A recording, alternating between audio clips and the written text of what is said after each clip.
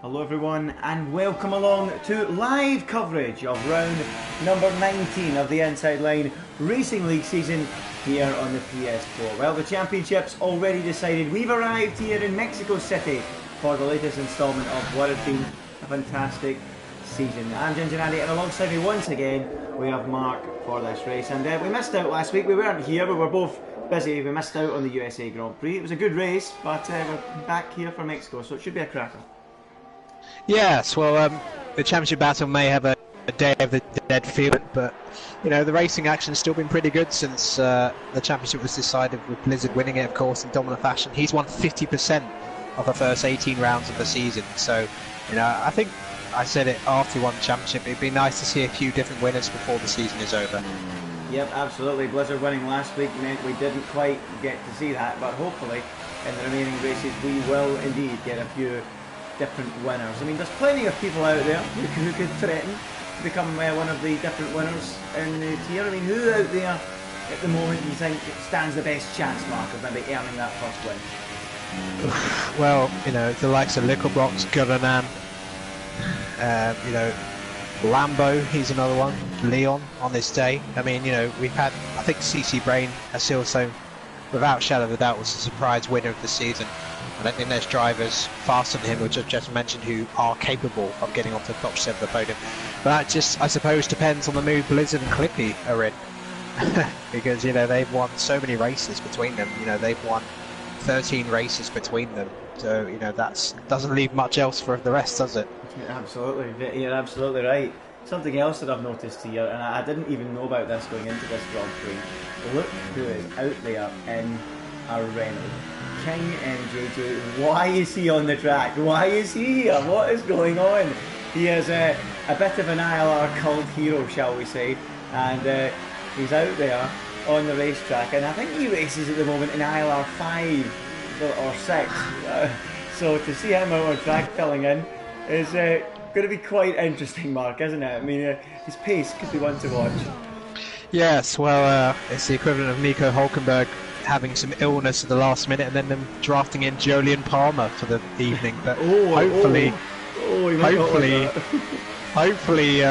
he races a little bit better than Palmer does, and you know, if he could even get to the points, that'd be outstanding given the league he's in currently. But you know, I've watched a few of his drives in that particular tier and he's done pretty alright there, so you know, he won't be unfazed by going up against some of the greats of ILR1 right now. Absolutely not. I remember a few, I must have been on the F1 2017 game in the ILR Race of Champions. King MJJ was fighting it out against Lewis, and we know Lewis is one of the greatest out there, a former champion, and he had a good battle going wheel to wheel with him that day. I think it was actually in Malaysia we were having that race. So yep, you're absolutely right, Mark. He's certainly one out there that you know, likes to cause some fireworks, likes to get involved in the action, gets his elbows out. It's good to see him returning to, near enough, the top tier in fact, for this Grand Prix. So let's see how he gets on.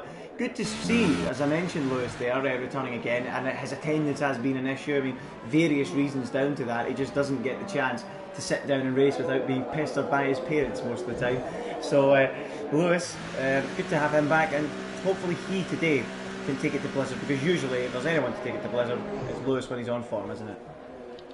Absolutely. You know, he didn't win a championship for nothing. You know, last season, outstanding. Different game, of course, and just hasn't quite adapted to this game overall, but he has missed a lot of races as well. But even before then, he had such rotten luck. I mean, I think it summed up when he got stuck in the pit lane at France. You know, that pretty much killed his title bid and his confidence stone dead there. But he's won some races this season, just to show, back-to-back at Germany and Hungary, just to show, you know, why he was a champion in the first place, and perhaps he'll look ahead at the next season and come back really, really strong. Absolutely. Well, we're hearing actually, just heard there from the tweet that's been put out that apparently we're expecting a full wet race mark for this Grand Prix. Wow. So that is going to spice things up. I mean, we were talking off air about it being a one-stop race.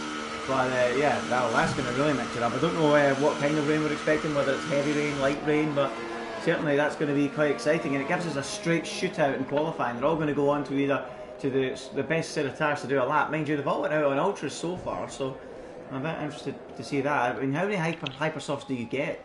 Do you get one set, or do you get more? You get 3 sets, don't you? You should get more, yes. Yeah. I mean, balance, you get 3 sets of hypers and then I think you get one set of ultras and one set of super softs, I think. Strange to see they've all gone out early on the ultras, but okay, that's what they've decided to do. But if the wet race is true, you'd have thought they went out on a Hypersoft tyre. But for anyone wondering, the tyre choices this weekend are the Hypersoft, the Ultrasoft, and the Supersoft. Whether that's really relevant at all, if we're expecting a wet race, we'll have to wait and see. But it should be a cracking race nonetheless. This Mexican Grand Prix circuit, I'll be honest, it's not a personal favourite of mine, Mark. I'm not a big fan of the new modern circuits to the calendar, the likes of Russia, the likes of Mexico, but I do hear that the drivers, when they get dialed into a circuit like this, they really enjoy it. I mean, you drive, you do a few league races now and then. How do you feel about the race, Chris? Yeah, I've always had fun driving in Mexico. It's, in a strange way, this track is very similar to Monza in how you set it up. You've got to get away with as little downforce as possible, because if you have high downforce, which, yes, you'll be quick in the technical Sector 2 and Sector 3, but you'll be absolutely nowhere in Sector 1, which is very reminiscent of Sector 1 and Monza, where you have a very long straight, high braking zone, then a chicane to split it up. And, you know, those are the two main overtaking areas. There's two DRS zones. You almost get a double DRS here when you're behind another car. So really, we could see a few guys oversteering off the track with those low downforce setups. Yeah, absolutely. They've all struggled quite considerably in that middle sector. As you say, it's all about compensating the car setup and for the different strengths of the circuit, the different characteristics of the circuit. And we watch Neo now go through that into that middle sector of the lap in a few moments. Look at the huge stadium sections. It really is a really well attended race in Formula 1 now. Obviously this is just in a game, but in general the passion for the Mexican Grand Prix really is up there with some of the classic tracks in Formula 1. Of course, Mexico did used to host Formula 1 races here long ago. I think the last race was in 1990, so until they came back in 2016. So yeah, it's certainly been a track historic with Formula 1, and look at that huge grandstand at the end of the lap. It really is an incredible venue as Neo comes around in the final corner now, comes towards the line. What's he going to do? He's currently P7 in a 1:14.5. He now does a 1:14.2, and still some 1 second off the current top time, which is at the moment is VSR Francis with Gran in P2, isn't it, Mark? Yes, well, so I think the likes of France are going and definitely pushing it. Nothing to lose with both championships up, and the reigning, well, the new champion, I should say, just coming out from the stadium section, winding up for his opening lap. Well, let's keep an eye on VSR Blizzard then, the new reigning champion, you say, winning half the races so far this season, 9 out of 18 as he comes across the start finish line. What can he do on this occasion? There was a lot of rumours about maybe the likes of he and the other quick guy starting further down the field, given that the season was over. We know Cliffy loves to start down the back of the field. We've seen some great performances from him this year, most notably at Monza from 20th and from 14th, and Monaco, winning both of those Grand Prix, some of the greatest moments in ILR history created by Cliffy this season. Will we see him do a similar thing as we continue to watch VSR Blizzard in the McLaren on the Hypersoft tyre? It says he's fastest lap. Oh, okay, yeah, he is on the fitted tyre, yeah, Hypersoft tyre. Certainly, sometimes the game mixes up the tyres with the graphic, but yes, he is on the Hypersoft tyres. He now goes through that flowing middle sector of the lap, struggling a little bit with the understeer through that section, and now down towards that magnificent stadium section he goes. It's quite a short lap here, 1 minute 13, the quickest lap so far, one of the shortest in the calendar, up there with the likes of Austria and Canada, as Blizzard now comes around the final corner. It looks like he's backed out of this current run, Mark, doesn't it? He may have invalidated the middle sector, because he did take quite a bit. Yeah, he did. He invalidated somewhere on that part of it, hence no time. It's very tricky, that middle sector, those sort of flying S-bends. It's so easy to understeer and take too much speed and cut the corner, and I think that's exactly what he just did. Yeah, absolutely, and that's part of the reason why I just hate this circuit. Anytime I've tried to drive it, I just get it wrong every single time and just get fed up and end up throwing the disc and the controller or the wheel or whatever I'm using across the room, because I hate this circuit, I'm not going to lie. Not one I'm very good at all. Time to go on board Lico Blocks, who, Mark, has to be said, going through the second half of the season, really has picked up his game. We see it every week, and podium after podium after podium. He'd have just loved to have done that from the get-go, and if he can just carry on that form to the end of the season, it might put him in good stead for the new season.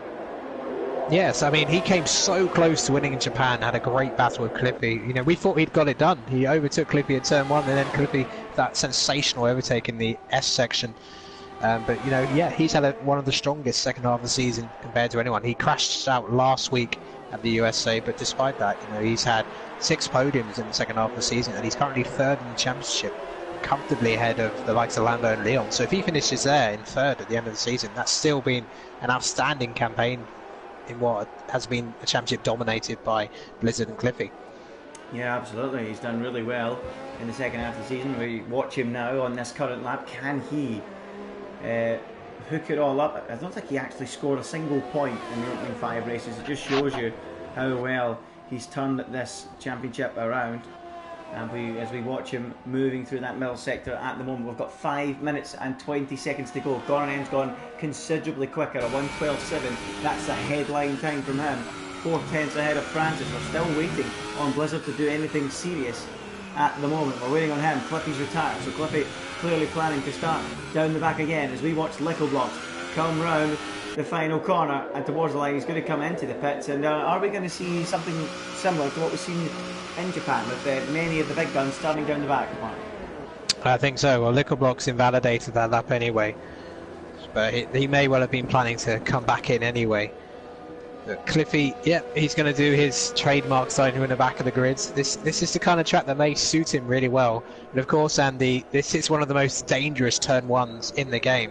I would say perhaps even more so than Monza to a degree, because, you know, this straight is so wide, you can almost go 4 wide into the opening corner. But, you know, someone is going to take some pain. There's going to be a bit of carbon fibre flying out of turn 1 if they're not careful. Yeah, I tend to agree with you there. You know, it is quite wide. I mean, that's the slight advantage, but it also has a disadvantage of there's so many cars going wide into the corner that it just all bunches up when they get there. And along with that, the turn 2 and 3, it just tightens further. So they go into that first corner thinking they've got all this room, all this space, and then as they go through turns 2 and 3, they just get squeezed and tightened, and that's where we usually see the contact. Usually not turn 1, but through the second phase of that opening sequence of the lap, turns 2 and 3, where the pinch happens, and you often get cars retiring. So yeah, you're absolutely right. The likes of Cliffy, Lickle, Blizzard, if they all plan to start down the back, they're going to have to keep their eyes peeled, keep their wits about them. Interestingly, for those wanting to keep an eye on King MJG, he has done a 1:15.0. So at the moment he's some, what's that, 2.3 seconds off the top time at the moment, but not a million miles away from the tail of the pack, is he, Mark? No, not at all. I mean, admittedly, 6 of the drivers behind him haven't set a time yet, but, you know, he's here, and he's going to try and not be just another driver here tonight, and try and get a really good, you know, if he gets into the points tonight, that would be an unbelievable result given where he's racing currently. Yeah, it really would. I mean, I'm not supposed to be biased as a commentator, but if Jamie was to do that, I would be delighted. I mean, that would make my evening. It really would. So my former co-commentator, of course. So it'd be good to see him do a good job here as we start to get towards the business time, the business end of this session. We've still got Goranen on top with 2.5 minutes to go, with Francis second and LMC Hamilton doing a really solid job at the moment in P3. So it'll be interesting to see if he can hold on there as well as we go on board with It's Me. A 1:14.0 is his current best. 1.3 seconds he needs to find, which is a considerable amount, as Bugatti now pops up into the top 5. I didn't notice that. He's P5 at the moment, Neil P4, as round the final corner comes It's Me to complete his latest lap on these Hypersoft tyres. Is it enough to move him up? Yes, it is. It moves him up to P6, a fraction slower than Bugatti, but a decent improvement there for It's Me, isn't it? No, yeah, P6 at the moment, and P5 for Bugatti, Neo and P4, so it could be quite a different looking grid. Now, of course, it has been confirmed we are going to get rain at the start of this race, at least full wet conditions according to Lambo. So I suspect, given the lap times we're getting, a lot of them are having, you know, full wet setups here. So it won't be the sort of blistering pace we're used to in ILR1 qualifying. Yep, absolutely not. As I assume now, oh well, there is a blast from the past. There is a blast from the past. We have not seen that since the very start of the season, have we, Mark? And Zoom now pops up onto the front row with a really strong 1:12.8. Goodness me. Where's that come from? Yes, well, Jum, a former race winner this season, of course.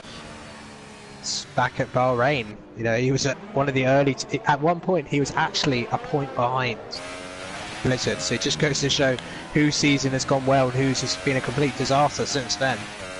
Yep, absolutely. As Zetsby goes across the line again, looking to improve. He goes a fraction slower, so 7 for him, and it looks like he's backing out. That's his final run. The two Red Bulls having a traffic jam as they warm up to get their laps underway. Bugatti and Lewis. Is Bugatti here going to get a tow from his teammate as they're about to start their laps? Let's try and pick someone else up who's currently on one. Gordon's just started his. Who we got out there nearing the end of a lap? CSR Leon at the moment is on one. The Toro Rosso driver with the Honda engine in the back of it.